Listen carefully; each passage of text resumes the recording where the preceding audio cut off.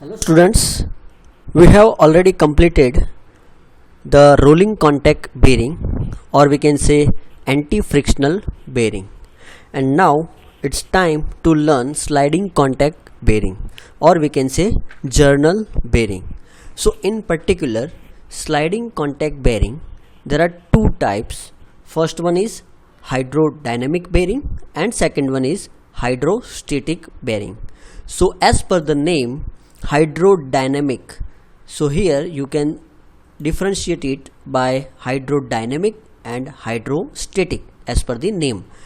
We will discuss it later, but just remember there are two types of sliding contact bearing. First one is hydrodynamic and hydrostatic. Now again there are three parts in this. First one is guide bearing, second is journal bearing, and third is thrust bearing. Okay, so in journal bearing there are again two types, that is full journal bearing and partial journal bearings. And in thrust bearing again two types, that is pivot or we can say step bearing, and second one is collar bearing. So let us see one by one all these things. So start with the hydrodynamic bearing. So what is the hydrodynamic bearing? So friends, you can see here as per this figure, this is a shaft and this is a bearing, or we can say this is a journal. Okay, so as per this figure, what happened, these things you can see here in a shadow portion, so it is a oil, okay, or we can say lubricant. Okay, so here when the load acting over here, so in a hydrodynamic bearing, the load supporting high pressure fluid frame to create first the shape of joint between two contacting surface, means here you can see the two contacting surface, and second is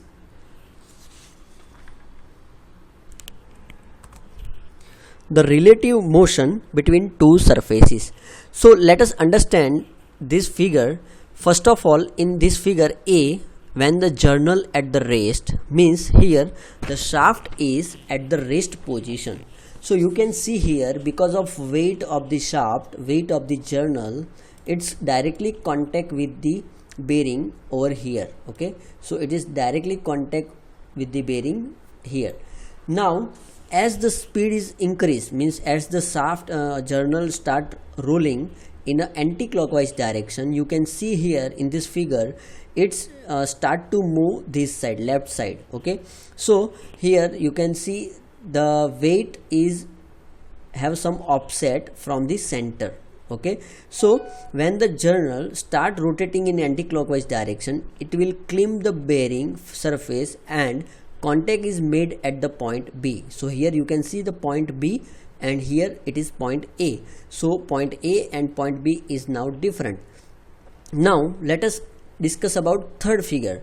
So as the speed is increase of journal, the lubricant is pulled into the wedge shape region, means when the speed is increased, the lubricants pull here in a wedge shape region and force the journal to the other side. So you can see this both figure, here the journal is on the left side and here it is in the right side.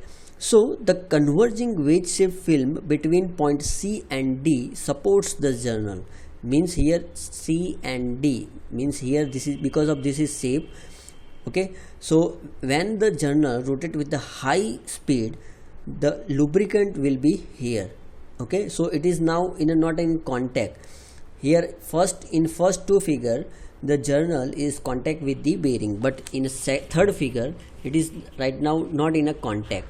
So thus the hydrodynamic bearing, it is not necessary to supply the lubricant under pressure. Okay, here it is not necessary to supply the lubricant under the pressure, but in a hydrostatic bearing, that is the difference friends. In a hydrostatic bearing we have to supply the fluid, supply the lubricant under the pressure.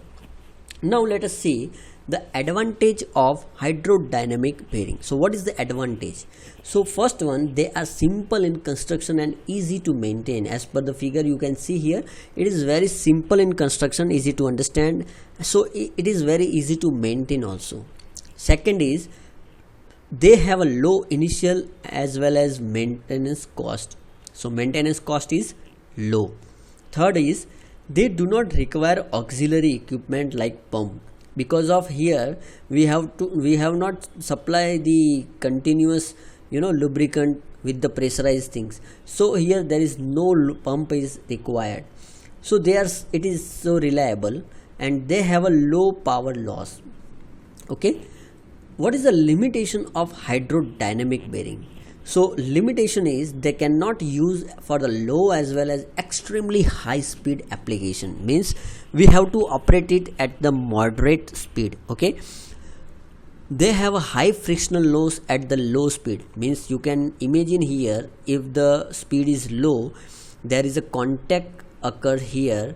So at the low speed there is a high frictional loss, so they offer high starting friction, and they have a poor positional accuracy, and fluid frame break during the starting and supporting to the machine, and hence they are not suitable where there are frequent start and stop. मतलब कि आपको अगर start and stop करना है, so it is not usable. Once you start, then you should operate for a long time. So what is the application of hydrodynamic bearing? So application is, it is used in engines, it is used in a large centrifugal pumps, hydraulic turbines, guideways of machine tools. So there are so many applications of this hydrodynamic bearing. In a hydrostatic bearing, now let us differentiate the hydrodynamic and hydrostatic. You can see here, in a hydrostatic bearing, the load support at the high pressure fluid film is created by external source like pump. You can see here, this is a pump providing, and by using that pump we have to apply the lubricant, we have to apply the liquid by pressurized things. Okay, so the lubricant which is pressurized externally is supplied between these two surface. Okay, and so the hydrostatic bearing do not require the motion of one surface relative to another surface. Okay, now what is the advantage of hydrostatic bearing? So what is the advantage of that? So they can take a heavy load even exceptionally low speeds. So because of here we apply the pressurized fluid, it can operate at the low speed. Okay, so it can take a heavy load with the low speed. Now the load carrying capacity of hydrostatic bearing is independent of the speed. So as we have discussed, speed, very low speed, it can also work. So independent of the speed, they have a very low frictional loss even at the starting. So in a hydrodynamic bearing, we can see that at the initial, when the speed is low, there is a friction between journal and bearing, but here in this case there is no friction even the low speed. Okay, so they have a high positional accuracy which is not getting in the hydrodynamic bearing. So hydrostatic bearing in any fluid which is already present in a device of the lubricant, for example liquid oxygen in a rocket engine, water in machinery, kerosene in aircraft engine. Okay, now limitation of hydrostatic bearing. So what is the limitation? So it require auxiliary equipments like pump, filter, oil supply. All these equipments need for the pressurize the fluid into the journal, means oil bearing. Okay, they have a high initial as well as maintenance cost. उसकी maintenance cost किसी रहेगी, high रहेगी, क्योंकि यहाँ पे बहुत सारे extra equipment हमको लगाने पड़ेंगे. Okay, then the overall power loss is also high. Now the application of hydrostatic bearing. So what is the application of hydrostatic bearing? So vertical turbo generator, large telescopes, machine tools, ultra centrifuge, rocket engines, rolling mills, gyroscopes, high speed dental drill.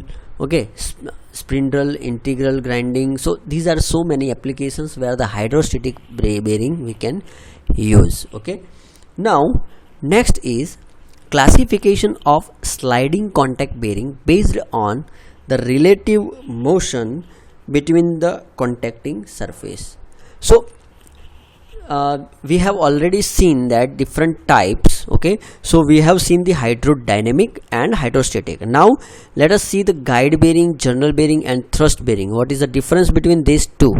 So here this is a guide bearing. You can see here figure, it is very simple in construction. Here you can see the guide is provided in this fixed part and this is a moving part. So the relative sliding motion between two parts is linear. For example, guideway of machine tool, piston cylinder of IC engine, it is a guide bearing. Second is journal, or we can say sleeve bearing, that we have discussed about this journal bearing. We have discussed, but here you can see full journal bearing and partial journal bearing. Here full journal bearing, you can see the bearing provided with the 360 degree. Okay, so if the relative sliding motion between two parts in rotation type, the pressure on bearing is perpendicular to the axis of the shaft, bearing is known as a journal or sleeve bearing. So this is a simple definition of journal, or we can say sleeve bearing. Now the part which is enclosed is called the journal, means यहाँ पे जो enclosed हो रहा है, that is called the journal, and part which is enclosed in the journal is called the bearing. Now normally journal rotate in the fixed bearing. For example, you can see here. So journal bearing, again there are having two types, that is full journal and partial journal. यानी कि partial journal आप यहाँ पे देख सकते हो 120 degree यहाँ पे रहेगा, and here it is full journal bearing. Okay, means 360 degree protection. Now thrust bearing. So thrust word used for the axial loading. Okay, so here this shaft having the axial load, you can see here the axial load.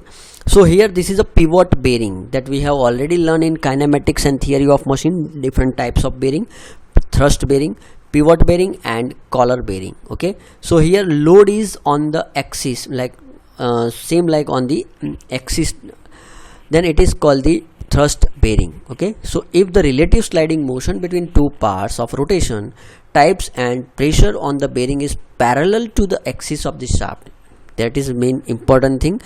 The load is parallel to the axis of the shaft of the bearing, it is called the thrust bearing. Okay, and it has two types, pivot bearing and collar bearing. So these are the different types of bearing. Now today is enough for this, and next time we will see, because of here lubricant is used, mainly lubricant having the main role for journal bearing. So we have to know the properties of lubricants, different types of lubricants. So we will discuss a lot about the lubricants. Okay, so next time we will see about the lubricants. So today this is enough. Thank you. Jai Hind, Jai Bharat.